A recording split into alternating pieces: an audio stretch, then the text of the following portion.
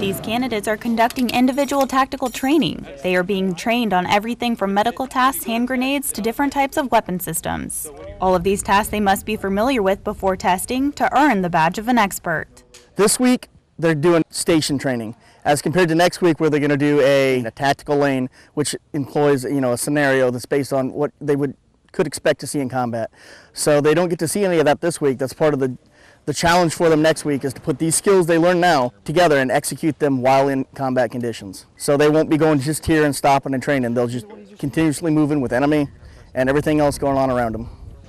During the EIB Prep Week, candidates are training round robin in 3 different lanes: patrol lane, urban lane, and traffic control point. Each lane requires soldiers to perform different tasks, such as the patrol lane grenade toss, where they have to engage a target at 35 meters and execute grenade detonation within 5 meters of the target.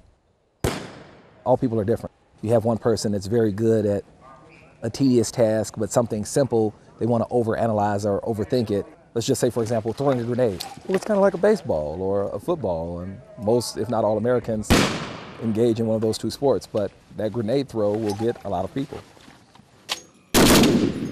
Soldiers are required to be able to execute each task at a moment's notice, just as they would in real combat. For example, that comes to mind, if a gunner goes down, well, you have to replace that gunner.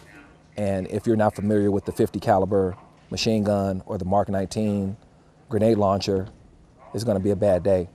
With a wide range of experience, from privates to captains and senior NCOs, each soldier is soaking up as much information as he can in order to earn the mark of excellence.